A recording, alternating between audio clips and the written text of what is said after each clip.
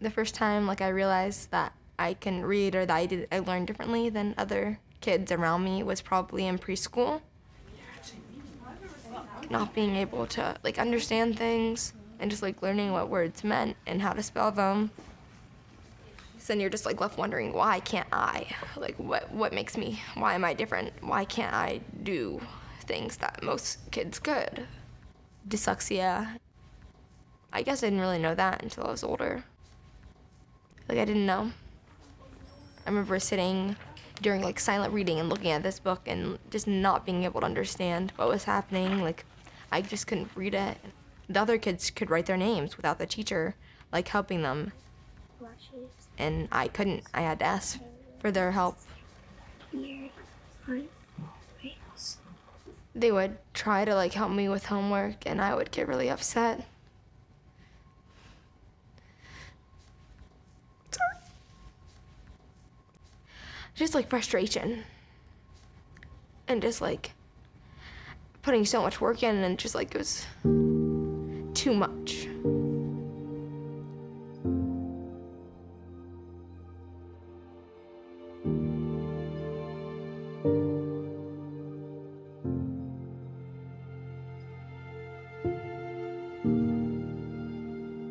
For many parents, the story starts in the same way.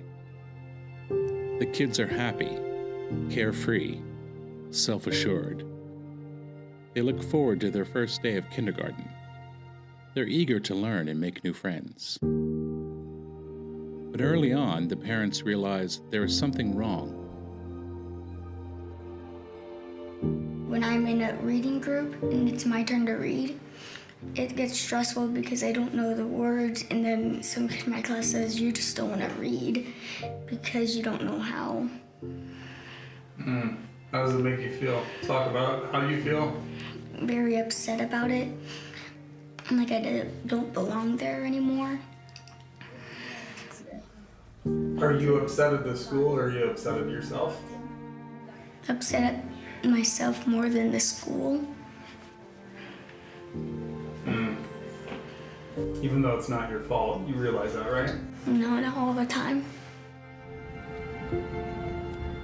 They're not progressing like their peers. Teachers start labeling them as slow, lazy, fidgety, or as troublemakers. Parents see their once happy and confident children begin to slip away. This is the story of the families who fought to bring them back. The hardest subject, I think, was definitely math or anything that had to do with writing or reading. And any grade basically was difficult. First in like 3rd and 4th grade, I would cry a whole lot in my room.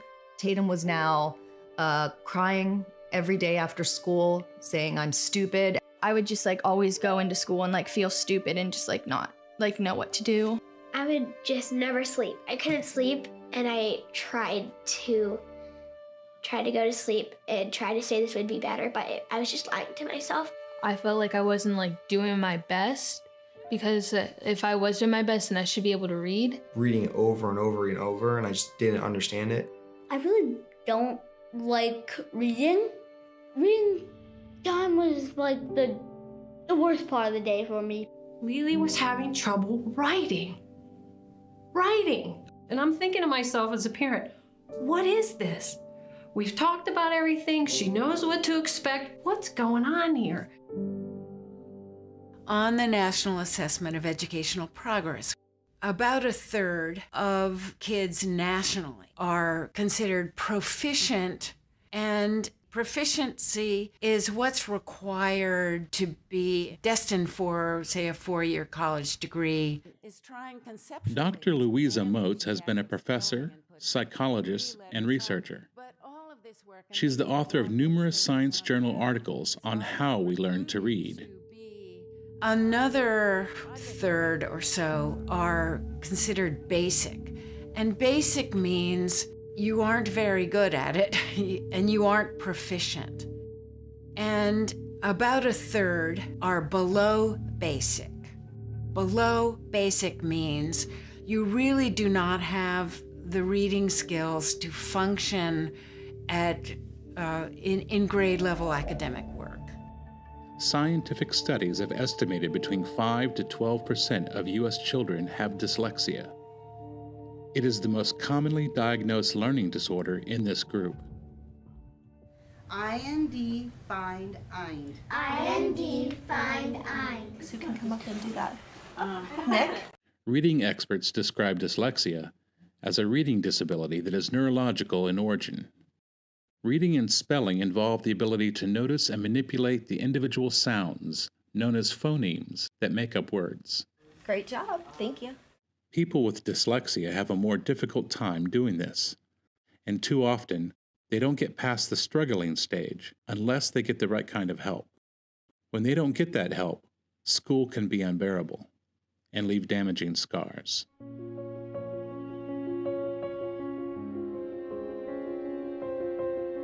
I'm a third generation of someone growing up in Upper Arlington. I love Upper Arlington. I attended Barrington Elementary School, and my earliest recollection of education was the last few minutes before summer break at the end of first grade. Our teacher decided that you couldn't get out of first grade without spelling your last name. My last name being James, you know, I sat there about halfway back and waiting to fail, and because I knew I couldn't spell it. I don't know why other kids got it and I didn't. When she got to me, I said something like, "I don't know how," and she turned red in the face and just was. Today, I know she was very frustrated, but she called me stupid in front of the whole class, and I lived that with me every day. It's affected my entire life. As a father of 4 dyslexic children, I know what the pain is all about. Joe is our third child to be diagnosed with dyslexia. So we went in with a diagnosis to start with. We were told that he was too young to test and that they didn't believe in dyslexia and that they had this brand new program called Reading Recovery. And Reading Recovery was imported by Ohio State University. They applied it long and hard with Joseph, longer than he was ever supposed to be in the program. Reading Recovery is a short-term intervention program for first graders who have difficulty with reading and writing. The program promotes the philosophy that children would better understand what they were reading if they used whole words by sight, context, and very limited phonics to read. This instructional method is known as a whole language approach. And then Joe's going into 4th grade, and Nancy meets his teacher in the hallway, and she takes that opportunity to say, "I don't know what we're going to do. Joe has no skills. I don't know how to teach him." This is his teacher telling her. And that's when the school psychologist says to us, you know, Joe's going to have to learn there's other ways to get information besides reading. Now, I know she was saying it to give us some comfort, you know, but it also was a clear message that Upper Arlington had no intention of ever teaching our child to read. That's the thing, they didn't really teach me how to read. I think they just kind of like expected me to do it on my own. So I went up to the school teachers and I said, "Teo can't read." And they said, "Of course he can. Look at how many books he's reading." And I said, "If you can read a book that is completely closed, then you're not reading." He memorized a book. He's a clever kid, he's a smart kid, but he's compensating for something he doesn't have. We trusted that the professionals knew what they were doing, and that the sad result is that our family was harmed. I can tell you, I go in there, "Hey, my name is, this is my child, this is how my child learns, this is what's going on." And it's like, when you talk, they're like, "You don't know that." It's like, "Who are you? You don't know your kid." And I'm like, "Yeah, I do." Like, this is what's going on. I was really just stunned because in all of my experience as an educator, there's not a whole lot out there about how to teach a dyslexic. You know, I knew these like teachers because, you know, my brothers, you know, like they taught them, and I thought they were just like, you know, super educated and like nice women and men, but like really they were just like, they just had no clue how to teach me. And that's like something that really killed me. One Sunday morning, Joe clearly tells us, he says, if you send me back, I will kill myself, okay? And so we had a psychologist friend come to the house that afternoon and sit in the living room with us and hear us talk about this. And he looks at Nancy and me, he says, you gotta find another school for Joe. So very quickly, Nancy and Joe got on a plane, flew over to New York and to Kildonan. He had told his mom, if you send me here, my skills will leap. That's how Joe talked about it.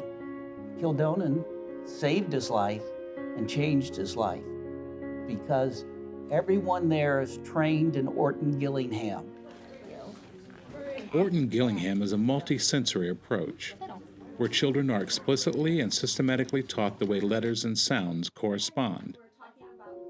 Can I have everybody put their tappers up? Yeah. So do sync, sync. This approach is referred to as a phonics approach. Vigorous debate between the two philosophies, whole language and phonics, has raged on for decades. Congress created the National Reading Panel in response to our nation's reading crisis to settle the debate over how best to teach kids to read. 100,000 studies were reviewed. The outcome showed that whole language wasn't producing proficient readers, but phonics helped all kids become better readers, not just students with dyslexia. It's not a belief system. There's science behind how students learn to read. First, there's the misunderstanding of how kids learn to read, and the idea that you really emphasize the motivation for reading, which is that stories are wonderful and reading is interesting and learning is great, and the engagement will come if they're really turned on by the subject matter. Well, no, because the problem is they don't know how to read the words, and you have to teach them how to do that. And actually, when you teach them how to do that, they are enthralled because they are competent. What are the letters, Callie? C-H-I-L-D. Awesome. Go ahead and build it, please. You can't make the argument that early reading education should not be about decoding words, and we have to stop suspending disbelief around the idea that kids need to learn how to decode to eventually make meaning, and we know how kids do that. They don't do that naturally by playing with books. Cameron and Nancy James found a solution for their son, but they felt they had to help make sure what happened to Joe didn't happen to more kids. You know, over time, we would get phone calls from parents who are telling your same story. You know, you got this bright kid and he's not learning or she's not learning, and there's resistance in the school. And I think that is so painful. In some schools, they just ignore it because if they label it, then they have to rush it with resources. If the school refuses to identify the child, the family has these hard decisions. They have a decision to pull the child out and get them outside help, and that's what families with resources do. And if the family doesn't have resources or the awareness, they just accept the fact their child is a poor student. They're just tracked to be low potential. That begins to really, you know, make you think, you know, what can you do? You know, I can tell them, go to this website, read this book. The James family sought to press the state of Ohio to officially endorse the phonics teaching methods for students struggling with reading proficiency. We started testifying before the state school board and the House and the Senate. We couldn't get anything to move. And about that same time, I was called to testify before the House, and they were going to take a vote on phonics back in the schools. And the Reading Recovery folks got there. Reading Recovery, the very same educational organization from Ohio State University that argues against any meaningful use of phonics, attempted to stop the change. The House hearing limited testimonies from the public. You know, they never got to public participation and allowed Reading Recovery to propose that they write the definition of phonics in that Senate bill. And they agreed. The reading recovery representatives wrote their own weaker definition of phonics and the role it can play in learning to read. I mean, at some point you think, I've taken every avenue I think that we can take. And we thought, okay, here's one. Having lost the battle in state government, Cameron and Nancy James pressed ahead with their personal reimbursement case. Federal law requires public schools to provide children with disabilities an appropriate education for free. Since the Upper Arlington School District refused to teach Joe the methods proven to work, the James family sought repayment for their alternative school efforts. At first, their case was dismissed on a technicality, but with the assistance of special education attorney Pete Wright, the James family went all the way to the Supreme Court to fight for their right for a trial. They prepared their case. And I had Nancy and Cameron write a letter telling the story of the case. And we call this the letter to the stranger, the theme being on that if the letter is lost in the street and found by a stranger will understand all of the complicated legal issues and will feel the facts in their gut and then in their heart.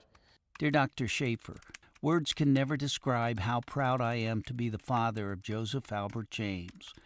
In spite of severe handicapping conditions, he learned. That letter was the key to the case.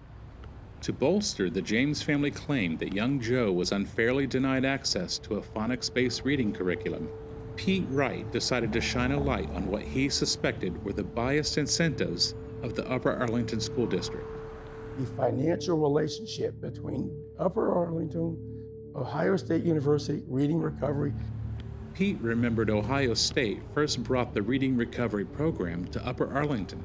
Barrington's elementary school was the first school in the country where Reading Recovery was ever tried. For Ohio State and their investment, the results here could impact the entire future of the program. And so I knew that they couldn't let this whole thing fail or blow up based on litigation. So then Upper Arlington settled. The case ended at that point. Public records requests revealed that in their settlement, the school district offered to train and provide teachers using the Orton-Gillingham phonics method. The James family agreed and thought they had brought relief to future children in need of help. The funds from the settlement allowed for exactly 2 instructors for the entire district.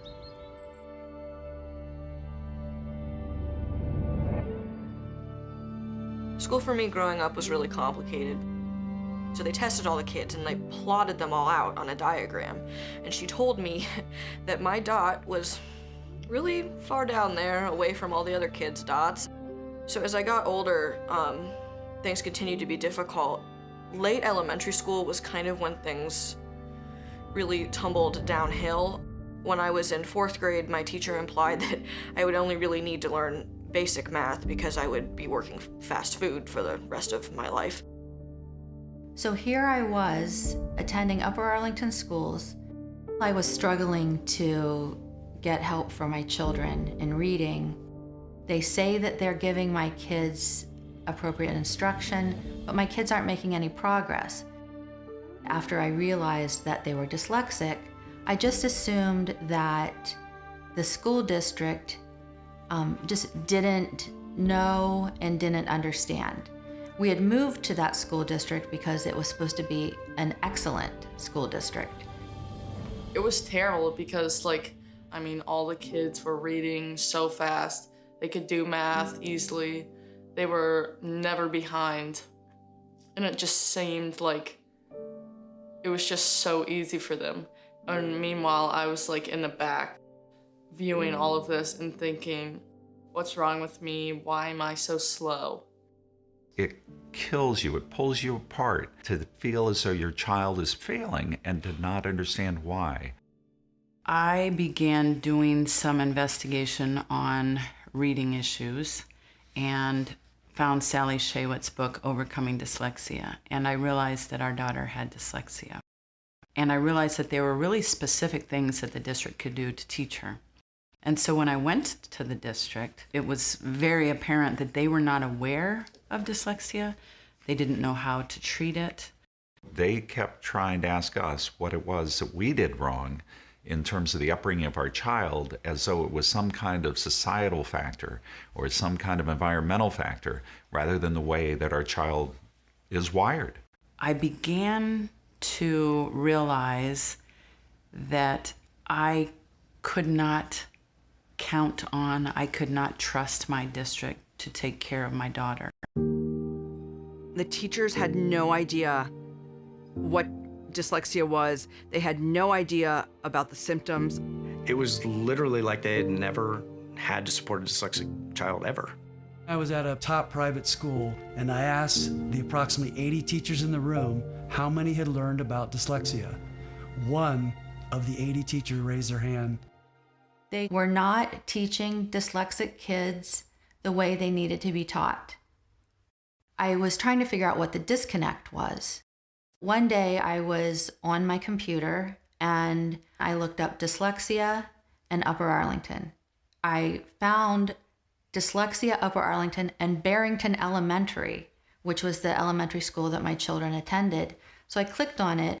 At the time Joe started kindergarten at Barrington Elementary School. And what I found was a letter to a stranger by Cameron James regarding what had happened to his children. Joe's skills fell further and further behind those of his peers. He has continued to demonstrate a level of determination and perseverance worthy of admiration. And I realized that they had taken this issue to court and that they had won. And it had been the year after my oldest daughter was born. 10 years after the James case, the same school district, the same building, and they still, after everything that they knew, were not identifying children as is required by federal law, and they still were not teaching our children in an appropriate manner for them to succeed in reading. Only the silent E's. Our district did get 2 Orton Gillingham tutors for a district of 6,000 children. If between 5 and 12% of children have dyslexia, that could be more than 700 students in the Upper Arlington district. It rendered the program essentially ineffective. Here we are in the same situation, back to square one essentially, with essentially no remediation services being provided for my daughter and a lot of other kids who were struggling in the district. Yeah, it was really frustrating. When I went to the principal and when I went to the kindergarten teacher and I said, I already know Chloe has dyslexia. I have the diagnosis here. And when they said, no, we don't think so, well, that started a fight. So in the summer of 2010, I was working with a number of students doing Orton Gillingham, and the parents came up to me and said, how do we continue this with the school system? How can we get Orton Gillingham for our children at school? I remembered that I had been told about a woman named Brenda Lewison, who was an advocate for children and who understood dyslexia. So that night I called her out of the blue. I invited her to my home and told the parents of the children I was working with to come on the night that she was there. And when I opened the door and began letting people in, there were over 30 people. She was to talk to us about our rights as parents and to talk to us about the James case. She was still surprised that this was going on in Upper Arlington and that children were still basically being denied the right to learn how to read. They were turning it back on the parents, saying that the parents weren't doing something, you weren't reading to your kid, you're not giving your kid enough protein at home, you need to figure this out. The school district was ignoring it. The stories that I was learning that evening in that room were so significant. I was really taken aback that the majority of the families were from one particular elementary building, and that there had been a landmark special education case from that building. So I felt very compelled to share with the parents some history. I directed each and every one of them to look at Letter to a Stranger. The James family had tried to get appropriate education for their children. We realized they had not been able to break through with the school system, so we knew that there would be strength in numbers. It is urgent that this start happening now. Soon after the meeting with Brenda Lewison, a core group of us decided that in order to get our individual children what they needed, we needed to band together. We could affect more change if we pooled our resources and proved that this was a systemic problem across the entire district. You have to go to war for your child because it's their one shot to do this. You can't wait for the school system to figure it out, and they're suddenly in 10th grade and they're still not able to read. We very consciously came together to fight this en masse. 19 people signed a formal complaint, and dozens of families united to form a strategic action group. Upper Arlington kids identified with dyslexia, or UA Kid for short. They began organizing right away. We didn't just start making trouble at the top. We talked to the teachers, we talked to the principal, the vice principals. We actually reached out to the superintendent. He would not meet with us. The superintendent, the school board members. Every school board member. Everybody that we could basically ask to help us within the system. We asked for their help. We said, I think the U.S. Department of Education, the federal law requires that you identify and teach our children how to read. This is what I'm looking at. I'm on the U.S. Department of Ed website. You know, I think we really need to get after this. Some of them wouldn't even meet with us. We're doing all that we need to do. To identify children and to provide them with appropriate services. And that's important for you. It was a year-long process for us to really understand what was happening. We had a series of records, requests that we reviewed. We engaged with the district mediation in order to understand both perspectives. I want this to go out to each one of our local media outlets. Perfect. The group elected officers, held weekly meetings, and developed mission objectives.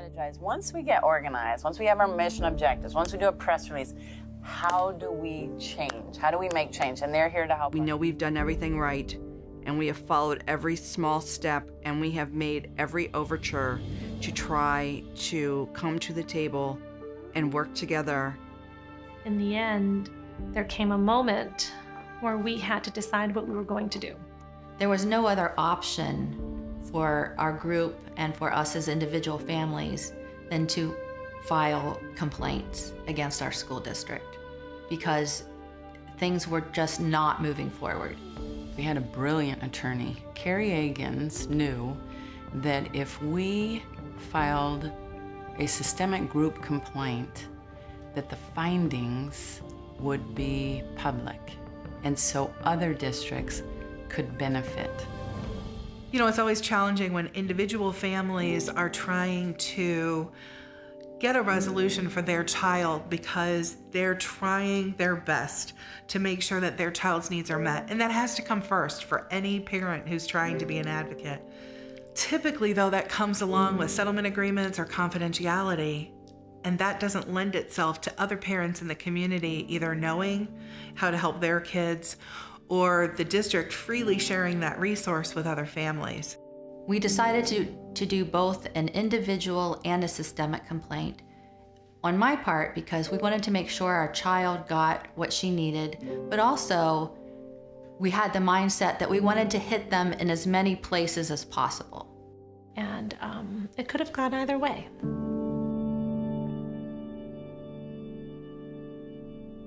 Our letter of findings came out, and the district was found in violation on all 3 allegations.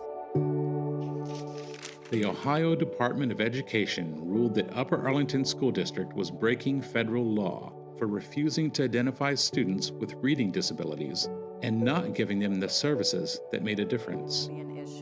for them. The parents of UA Kid went on to press for a replacement curriculum that addressed these needs. We're trying to get professional development in for the teachers so that that knowledge base is there and so they understand, and so that the kids who are getting amazing OG in their intervention don't go back into the classroom and are told to guess.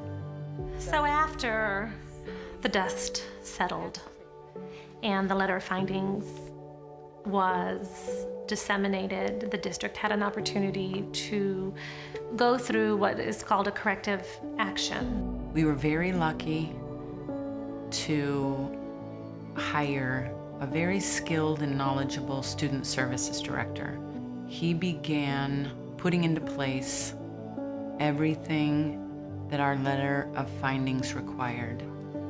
When I came here, there were 2 part-time Orton Gillingham teachers, and I started to discover more students. We had to increase their hours, and that required additional staffing.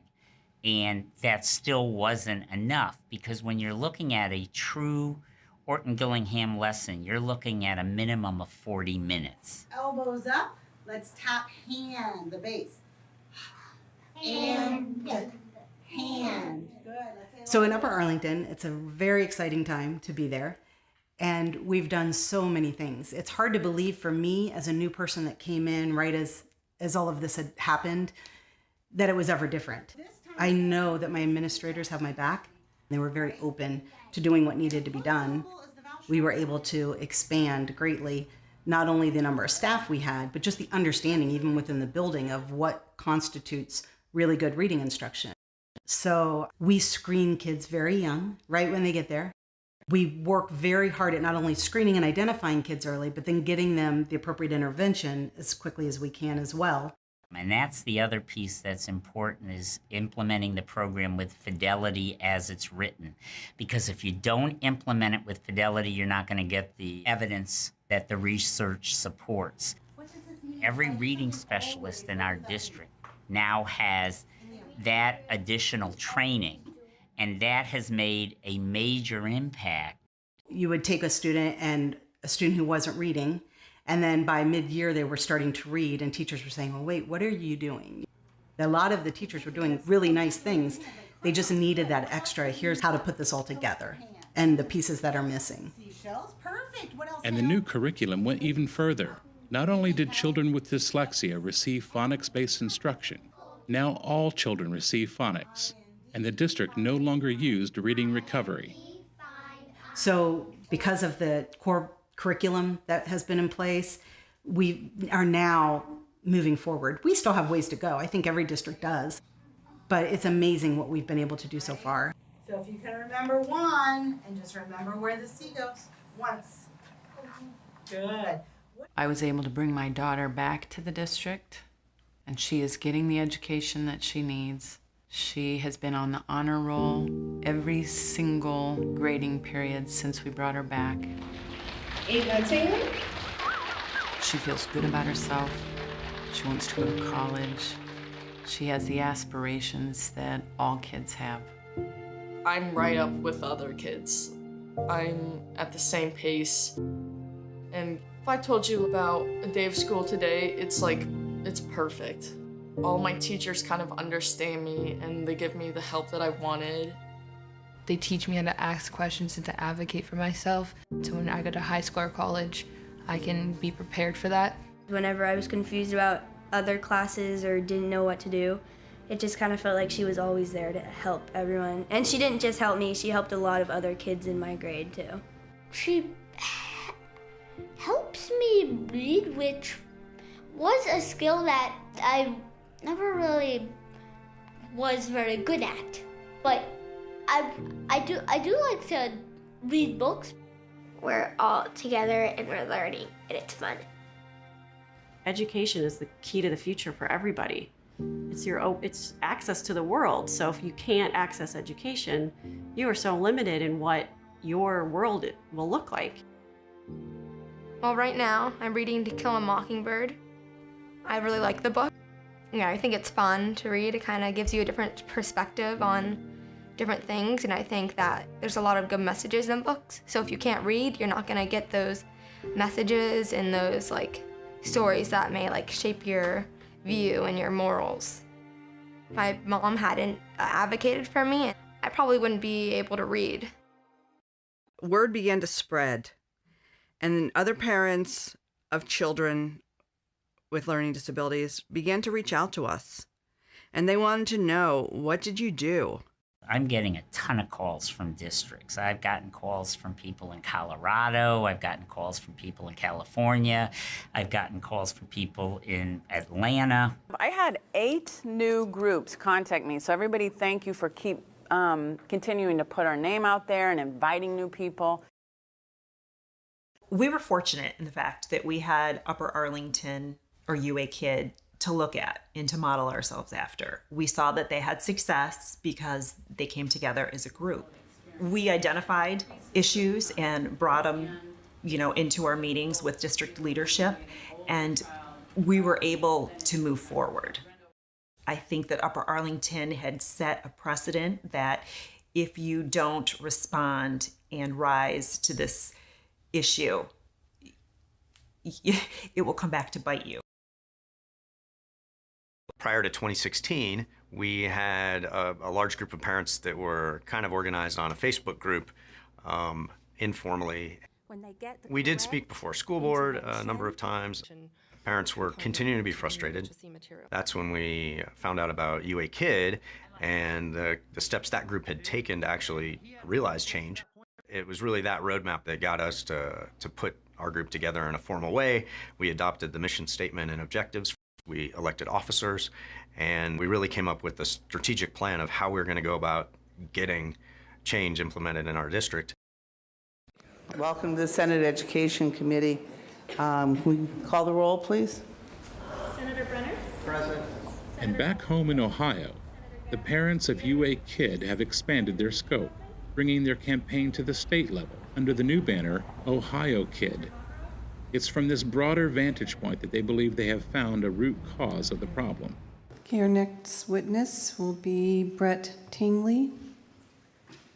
My name is Brett Tingley, and I am the parent of a child with dyslexia in the Upper Arlington Public Schools. I don't really know how to calculate the cost of a child being told she's stupid because she can't read. But it also brings into sharp focus the needs of hundreds of thousands, millions of children and families who are out there struggling today. We formed a grassroots parent group and found that schools know very little about dyslexia or the science of reading. The real crux of the issue, and I've studied the whole system, is the colleges of education. It's in the fields of neuropsychology, cognitive psychology, and the colleges of education are in a silo, and they're not talking. So none of this science is getting to the teachers. So Upper Arlington... What I'm coming to realize is that the colleges of education do not teach teachers how to teach reading, nor do they teach them about dyslexia. So not that it's a learning disability, it's a teaching disability, is that they don't know how to teach the child properly. When you go in to train teachers, it's important to identify to them, we see that you're working really, really hard, and we're gonna help you. And by helping you, we're helping the students. Because if we keep the focus on what's gonna work with students and what helps students, not on the adults and who says what and who gets hurt, but on the students, we'll be successful every time. In sympathy with the teachers who have to discover all of this empowering information at a late stage in their careers. They almost always say, I am so grateful for this information. Why didn't anybody teach me this before? If you want to do something about poverty or the number of people who are homeless or the number of people in our prisons, teach every child to read. We know how to do it. We just aren't doing it. And it's time for parents to demand that this be taught to every child. Wherever I have seen parents become active, that's where change has happened. You rarely see districts reinvent themselves without parents being a catalyst for that. Everybody has different stories, but you can bring all of those together as really a political force to go after the district. If they're not changing, you've got to do something about it.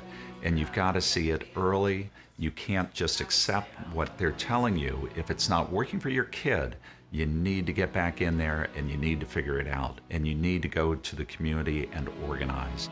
You know when to say enough is enough, and don't let your voice be silenced. There came a point when you need to fight. The word is handful. We fought for our children, but we were also fighting for those children whose names we will never know. Michelle Rhee, the former chancellor of the DC Public Schools, once said that education is the civil rights issue of our generation. And during the civil rights movement, conflict was necessary to move the agenda forward. There are some fundamental disagreements that exist right now about what kind of progress is possible and what strategies will be most effective. Right now, what we need to do is fight. We need to be respectful about it, but this is the time to stand up and say what you believe, because there is nothing more worthwhile than fighting for our children.